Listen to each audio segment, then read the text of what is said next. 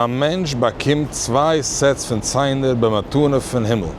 Der dritte Set darf bezahlen. Aber ob geht man Achtung, hat man gesinnte Zähne, geschmackige Zähne. Jetzt gehen wir mal schmissen mit Dr. Shaffer. Ist der Dental Director von Toothology. Hier ein bisschen mehr über Zähne, wie soll zu halten gesinnt, was man sieht, was man kann du auf 42A Broadway in Williamsburg. Das ist das aber.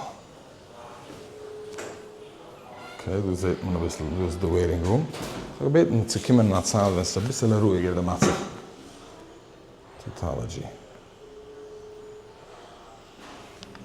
Jetzt wollen wir reingehen, du. Ganz schnell als ich da rein. Wir sind ein bisschen vernehmen, du. Ich dachte, es kommen ein bisschen früher. Ich wollte, wir können sein noch ruhiger. Dann schnell da rein, du. Matze.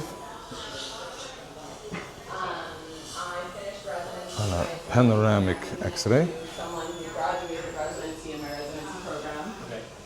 Wir sehen, wie sagt der Schäfer. Kann einer hören, wie viel Zähne das wird gemacht.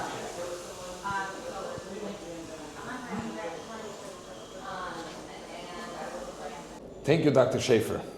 I appreciate your time. I know I'm late and you're That's quite okay. busy. Thank you so much. Welcome. So let's start first. What's your connection with the community? So I'm a general dentist. I've been here for about 13 years, treating children, adults, the whole 9 yards. In Toothology, you treat all ages, I understood. Yeah, we treat all ages. We have a pediatric dentist who's here. We have multiple different providers who do root canals, extractions. So we try to keep everything that we can in the office, and some things that have to be sent out to specialists. We have really good connections. We can get people in the same day. And you do from whitening Yep, teeth until whitening, implants, everything in between. Cleanings. Listen, cleanings are the most important thing you can do. It doesn't matter where you go for treatment, but you should at least get a cleaning, x-rays, make sure there's no lach, because if you wait too long, it can be a big problem. There was someone right before we met that walked out from here, and he mentioned that he pushed it off. He had pain a little bit, he knew that he has to take care of it. He pushed it off. There is some procedures that he has to do now that costs much more than he would. That's preventative is the least expensive way to keep everything safe. So I asked him to come on camera, but wasn't successful with that. There's a saying in Yiddish, but I'll say it in English. You pay cheap, you pay twice. Yeah. Right? So we see it on both ends. Sometimes you see people who did cheap work and we have to help them fix it. But then you have people who are so afraid of getting a bill that they just don't come. And then they pay more later. So you have to just find the place that you feel comfortable getting work. And there's another thing that people are afraid of from the dentist's chair. There's some people that this is the most terrifying place they want to sit. Very true. Listen, it's very vulnerable. You know, you're talking to someone for 5 minutes and all of a sudden they're in your personal space. So you have to, try to make them feel comfortable, do the best that you can, talk them through it. No one is getting tied to the chair. So, we just get it done. You have experience with that, right? Huh? You have experience with people. Of course. Listen, lots of nervous patients. So, Can you give us examples of specific things that you do? Sure. Procedures that... The easiest procedure, cleaning, x-rays, checkup, just to make sure everything's healthy. Again, I can't impress upon enough. It could be a Toothology, it could be wherever you want to go, but you should go somewhere to make sure there's no problems. We do things like fillings, okay, white fillings, metal fillings, whatever is needed. Baby root canals on kids. Oh, kids have root canals as well? Yeah. Or you let them get rid of the tube? Because It depends. Depends on the age. We do adult root canals, we do adult crowns, we replace teeth with implants. If someone is missing too many teeth, we can make them dentures. There's a million things you can do. Dr. Shaffer, you're the director here, so you have a lot of experience.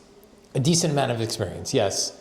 What would you say, something that is really preventable, and people are just pushing it off, and then give an example that a preventable thing that got them into real trouble with the teeth? Almost every problem that we have in dentistry is preventable, meaning if you come in for cleanings and we look at an x-ray, you have a small lach, we could fill the lach.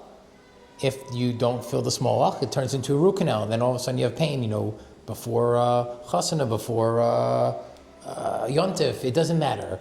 So every time I've ever come in here for an emergency, after Shabbos, right before Yontif, right before Shabbat, it's always something preventable.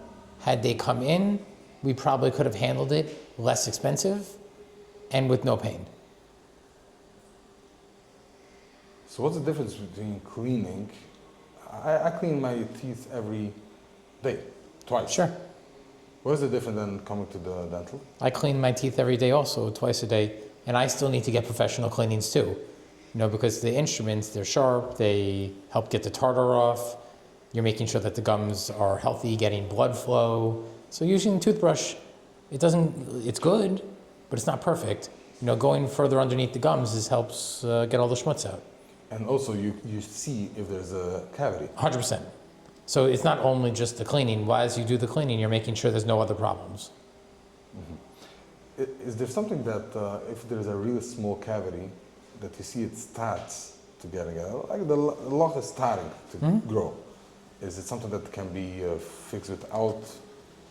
It's funny, my wife, but the caveat, my wife is also a dentist, okay? Oh, okay. My wife had 12 of these lach when we first got married, and we've been married for like 13 years, and I think we've only done 2 out of like the 10 or so that she had.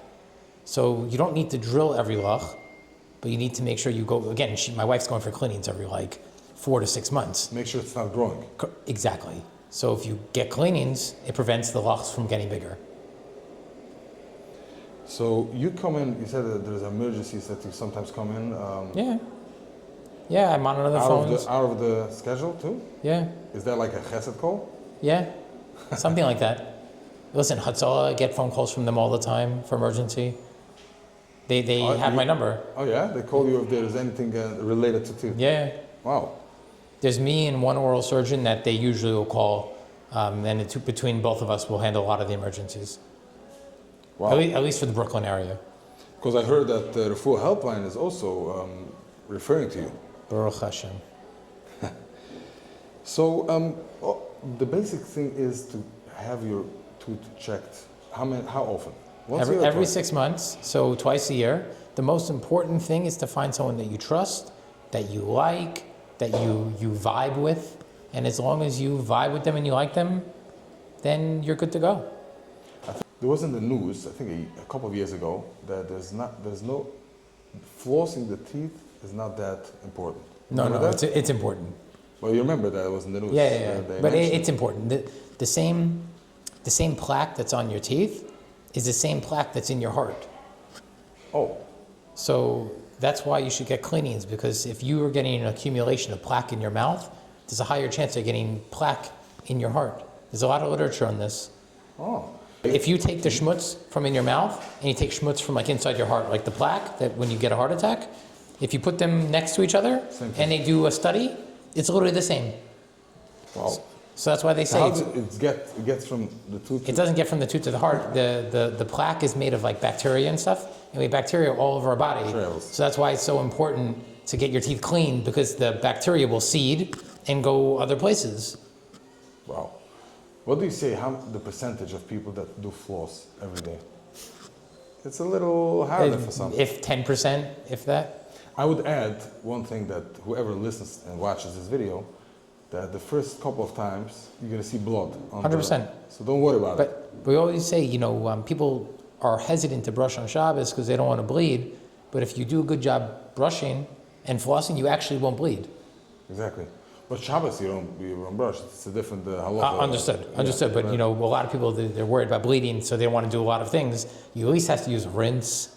They have Shabbos rinsers actually. You can hook it up to your sink so it's not electric, so you can get the schmutz off. There's a lot of things to do. Yeah, there is a kosher toothbrush. I'm not sure exactly. There's a kosher toothbrush. There's also some other products, but yeah. Yeah. Okay, there's a lot to talk about the teeth. You can come back whenever you like. We can have these conversations. We have to have a continuation of that. I know you have to go in, and I really appreciate that. Thank you so much.